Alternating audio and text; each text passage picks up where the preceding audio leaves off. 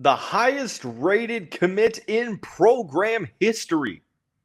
On today's episode of the Locked On Louisville podcast, we're going to talk about the Cardinals getting a commitment from five-star edge rusher TJ Capers and more. So with that being said, let's get right on into the show.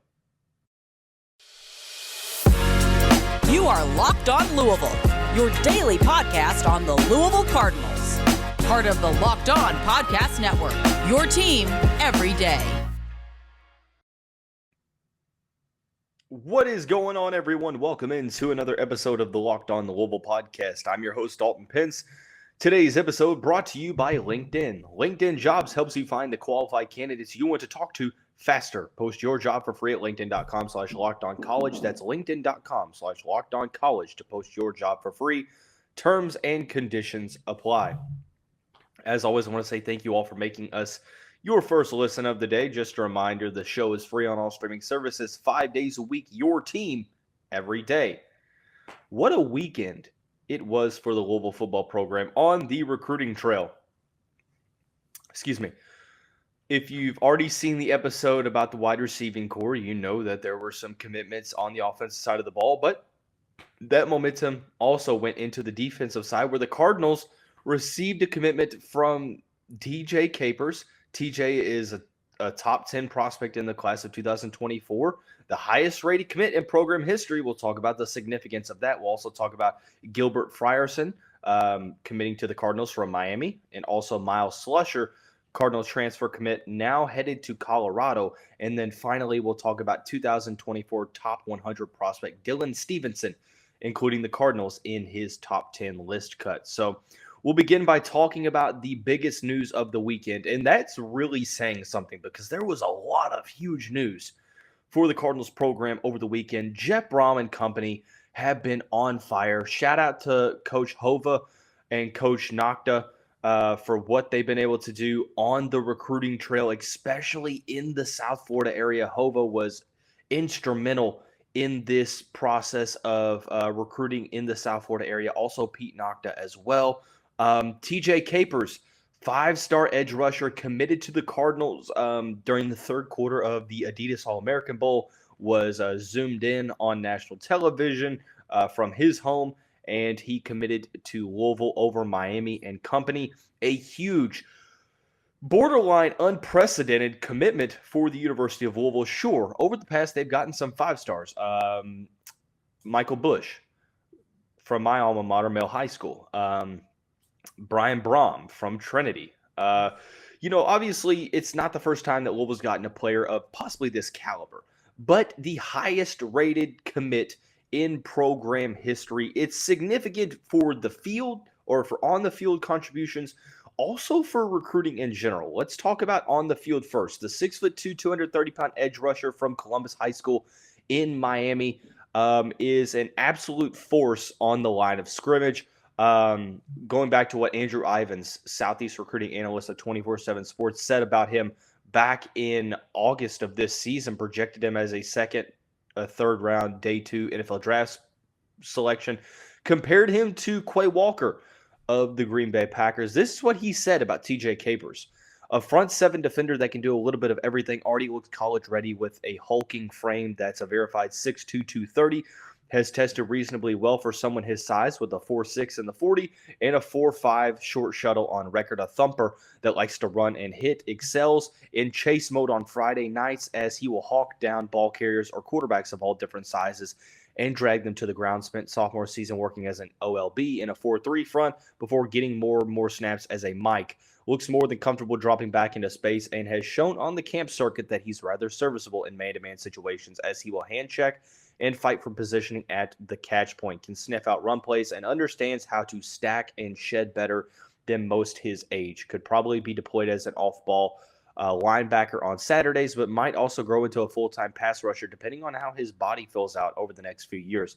Should be viewed as one of the top defensive prospects in the country, so on and so forth. So, look, I think that the versatility here is huge for the University of Louisville. I think that, you have a guy who projects as a defensive end, possibly an outside linebacker, a guy that drops back into coverage, so on and so forth. When I watch him, he reminds me a lot of Harold Perkins for LSU. Maybe not as dynamic in coverage as Harold Perkins, because in my opinion, Harold Perkins is the best defender in college football as a true freshman or going into his sophomore season for the Tigers. But regardless, I think that TJ Capers, possesses that pursuit ability. Very, very solid off the edge. Does a great job of fending off bigger offensive linemen and getting to the quarterback. And like Andrew said, he's solid in coverage as well. So there is a benefit to that, having the versatility. There's a lot of different ways that he can be deployed in the Cardinals defense. And obviously, Jeff Brom and company have time to figure that out. From the recruiting side of things, obviously, granted, to wrap that up, he is a premier level prospect that could absolutely transform a team. We've seen how star pass rushers can absolutely transform defenses. From recruiting, I mean, I don't even think you have to go into what is to be said, because it's it's pretty much already to the point. Now, granted, here's the thing: it's going to be a battle until signing day. It's not going to be easy. You're going to have to battle Miami. You're going to have to battle all these other prospects for a top 10 prospect in the country. This is the territory that Louisville is now in if they're trying to aspire to get to that next level of recruiting, which they showed that they did in the 2023 class. So, to make a long story short, the job's not finished. You have to get the national letter of intent signed, sealed, and delivered, whether that's early signing day next December, national signing day next February, hopefully the former. But regardless, it's going to be tough. But assuming that they can hold on to him, or even, at this point in time, this is a Pierce Clarkson level commitment for the Cardinals, possibly even higher. Now, granted, the Flyville brand makes the Clarkson commitment very significant. It's hard to beat that. But the Cardinals have two recruits committed in the class of 2024. 5-star edge rusher TJ Capers, 4-star running back Isaac Brown, both from the South Florida area. We talked about why recruiting in the Sunshine State could be very pivotal for Flyville 24, and now we're seeing it. We're seeing what Hova and company are doing down in the South Florida area, the city of Miami, the surrounding counties, even the state of Florida as a whole. We'll talk about, another guy here in the final segment, Dylan Stephenson, top 100 prospect in that class, released a top 10, and the Cardinals are in the top 10, right in the mix for the Columbus Star. So, look, I think that the advantages that you have recruiting-wise here is that talent wants to go play with other top talent. We've seen it in basketball, football, all sports, so I get that. It also shows that whatever Flyville is doing, they're doing it very successfully, and they're even serving as kind of a pioneer on the NIL front in some senses. So shout out to Zach Soskin and company, Steve Clarkson, so on and so forth. But this is such a huge commitment from a gravity standpoint, the gravity of getting a top 10 commit. Granted, Reuben Owens was a huge commit, 5-star running back, number 1 running back in the country. I'm not going to sit here and downplay or diminish the significance of that. I just think that this is a little bit more significant when you look at it being number 1, highest rated program commit in history so far.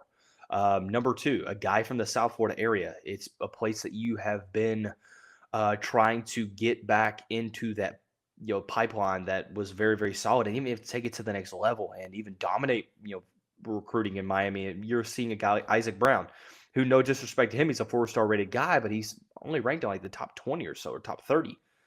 You go out and you get TJ Capers, who is one of the most premier elite prospects, not only in the country, but in that area. That's huge because it shows other prospects. It's like, okay, whatever Louisville's doing, they're doing it for real. And like I said, top talent wants to go play with other top talent. So it would not surprise me if TJ Capers' commitment is enough influence alone to get other guys to where they will at least come visit the program. I'm not saying that the Cardinals are going to get a commitment from every prospect in the state of Florida or, all the top guys. I mean, but what I'm saying is that this is such a huge opportunity. It's such a momentum shifting, gravity changing commitment in the 2024 class because you're starting this class off with a bang, right? So we'll see how, what's the trickle down effect from a commitment from TJ Capers, but huge on the field and in the recruiting realm for Jeff Brom and company. But that wasn't the only defensive news over the weekend. Miami defensive back transfer Gilbert Frierson is in. Arkansas transfer Louisville commit turned Colorado commit Myles Slusher is out. We'll talk about what is the safety and secondary room looking like next season here in just a second after we talk about our friends and the title sponsor of the show, LinkedIn Jobs. Look, as a small business owner or hiring manager, you know that success in 2023 all depends on the team members you surround yourself with. That's why you have to check out LinkedIn Jobs. With LinkedIn Jobs, you can hire qualified candidates more efficiently by matching open roles with people who have the skills, values, experiences to help you achieve those goals. They go beyond resume data by using insights from your job post, company, and their 875 million member profiles to post your job in front of the most qualified candidates. It makes it easy to screen and rate applicants based on your job qualifications. LinkedIn Jobs helps you find the qualified candidates you want to talk to faster. Post your job for free at linkedin.com/lockedoncollege. That's linkedin.com/lockedoncollege to post your job for free. Terms and conditions apply. Hey, Cardinal fans, thanks again for making Locked On Louisville your first listen of the day. Make sure you check out our brand new podcast, Locked On College Basketball. Everything you need to know about college basketball all in one place. Plus, hearing from big-name experts, insiders, coaches, and even players. Locked On College Basketball, available on YouTube and wherever you get your podcasts. So, some moving parts in the current Cardinals secondary ahead of the 2023 season. On the early parts of the weekend, Miami defensive back Gilbert Frierson announced that he was transferring to the Cardinals program. 6'1", 210-pound native of Coconut Grove, Florida, has had sort of an interesting career down in Coral Gables with the Hurricanes. Judging based upon how Miami fans have really kind of perceived his career at Miami, it seems like it's not so much of him not necessarily living up to expectations, but more so the scheme not necessarily being the greatest, the coaching staff not necessarily being able to tap into that potential. And that's not just the case with Gilbert Frierson. It seems like that was a common issue under Manny Diaz, even becoming a common issue now under Mario Cristobal. So, but the talent is there. You know, a former top 200 prospect in the class of 2018. This past season didn't necessarily have all that great of a year. He only had 3 total tackles. He had 1 interception. But you look at what he did from 2019 to 2021. 15 tackles in 2019, 53 in 2020, 41 in 2021. He had 2 sacks in 2020, 1 in 2021, 7 pass deflections in that time. So, originally recruited as a safety or a defensive back, kind of slid into a hybrid linebacker role, which kind of fits what I think Jeff Brom and company are looking to do defensively. It seems like the vibes is that Louisville's going to go with a 4-2-5 base formation, which utilizes the versatility of defensive backs. So I don't necessarily think that we're going to see Gilbert Frierson play more as a traditional safety. I think that's more going to be towards Devin Neal Jr. From Baylor, Josh Minkins, and MJ Griffin. We're going to see Gilbert Frierson probably play what Myles Slusher was going to play. Obviously, Myles Slusher committed to the Cardinals program a couple weeks ago, transferring. Sorry, I have to pump my back. My back is really hurting today. Myles Slusher transferring from Arkansas, seemingly solid in his commitment. And then it seemed like over the past week or so, there was kind of concern as to whether or not he was going to stick with the Cardinals. And the writing was on the wall when he took a visit to Deion Sanders, Colorado, Buffalo this past weekend, and committed shortly after on Sunday. So I honestly think that this probably could be like a 1-for-1 swap. I think that maybe this is a move that Jeff Brom foresaw and was like, okay, if Myles Slusher is going to leave, I'm going to bring in a guy that maybe he didn't play the same role that Slusher played last season at Arkansas, but I think he could play the role that we were going to designate for him here at Louisville. Slusher, obviously one of the brighter spots on that Arkansas secondary that wasn't necessarily all that great. Apparently, according to Arkansas fans, some believe that he was a big loss. Others were kind of welcoming it because of maybe some tackling issues, so on and so forth. But regardless, that's neither here nor there because he's going to Colorado, so it really doesn't matter. But insert Gilbert Frierson. I think that this is just another move for Jeff Brom. Obviously, I think playing a little bit of damage control for the Myles Slusher transfer, but also it's not just Gilbert's only good enough if Myles is gone. I think that there's a route for Gilbert to play even with Myles Slusher. I think that you're going to see Gilbert play at linebacker at times. You could see him play in the slot, whatever may have you. Maybe it's safety at sometimes. It's all about versatility for the defensive back position in a 4-2-5 base package.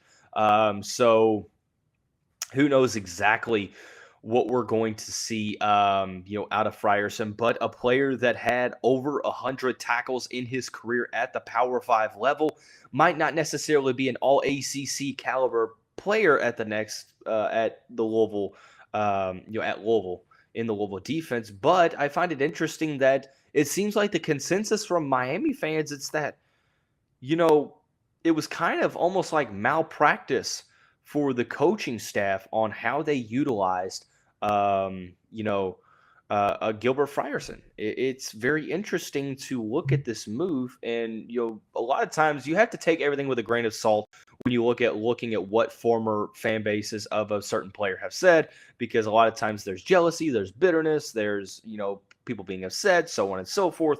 But I think that there's also some true insight that you can look into and kind of get an idea of what kind of a player you're getting. And it seems like almost the consensus is that Miami's coaching staff didn't really do him any favors. We saw the past year, 2020 was kind of a lost year for Frierson, so it makes sense that he's transferring. But from 2019 to 2021, you saw that versatility. Apparently, he was solid in passing situations, dropping back into coverage, even trying to get back to the line of scrimmage, getting in that situation. But I'm excited to see. I'm encouraged that, maybe his lack of production this year wasn't necessarily more so on him, but maybe not necessarily fitting the scheme that Mario Cristobal and company want to run down in Coral Gables. So I'm excited.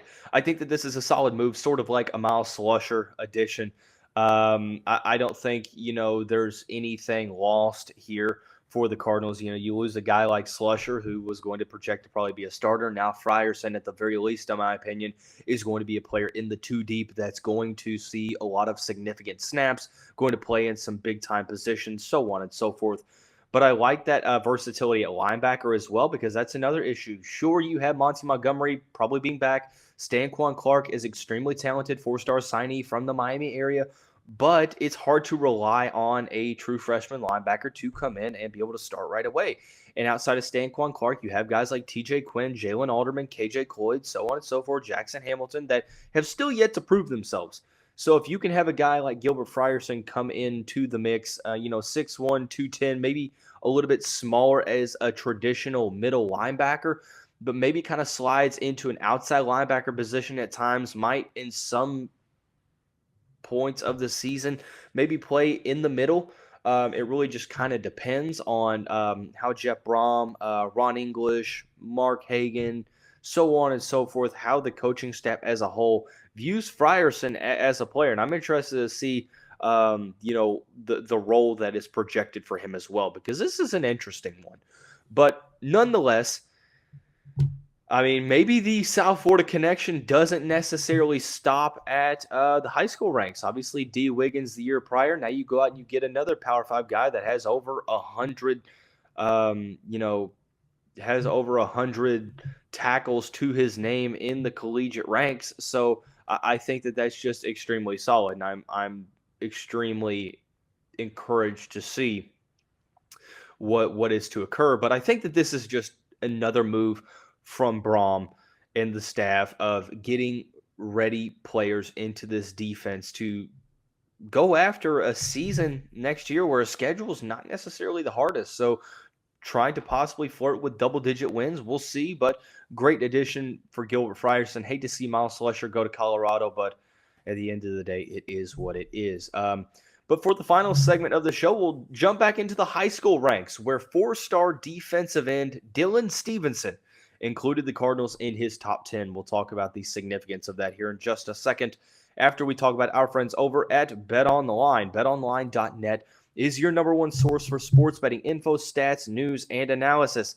Get the latest odds and trends of every professional and amateur league out there, from pro football to college bowl season, basketball, and more. We've got it all covered at betonline.net. If you love sports podcasts, you can even find those at BetOnline as well. We're always the fastest and easiest way to get your betting info. Head to the website today or use your mobile device to learn more. BetOnline is where the game starts. Oh, that's not what I was looking for. There we go. So heading into the final segment of the show, talking about top 100 prospect Dylan Stephenson, including the Cardinals in his top 10, along with Georgia, Florida State, Nebraska, Miami, Michigan State, Michigan, Tennessee, and Penn State. Some notable things to focus on here. Dylan Stephenson, obviously a teammate of TJ Capers at Columbus High School in Miami. Jeff Brom and company went down to Miami a couple weeks ago and met with the Columbus High School players. John Herron, Coach Hova, has also been very, very instrumental in the South Florida area. But one thing that I found interesting before we talk about Stevenson as a prospect, TJ Capers said yesterday that he committed twice to Louisville. He committed to Coach Scott Satterfield and company, and then they left, and then he had to meet the new staff, and then he committed to Brom. So it seems like, sure, the coaching staff has been huge, but they're definitely buying into this Flyville brand. And that is something that's big to focus on as well. Dylan Stephenson, as a prospect, ranked as the 92nd best player in the country, 8th best edge rusher, 16th in the state of Florida. Shows you how potent the state of Florida is in terms of talent. According to the 24/7 Sports Composite, 6'4", 215-pound edge rusher. When you watch his film, very explosive off the edge, does a good job of utilizing his hands, neutralizes opposing offensive linemen with his ability to swipe hands and being able to utilize his spin move. Just very, very solid in pursuit. Just solid when it comes to getting into the opposing backfield. Obviously, he's going to have to add some more weight at the college ranks, but he's only a junior, so you have another year of in the weight room in the high school ranks, and then Louisville's been known for having a solid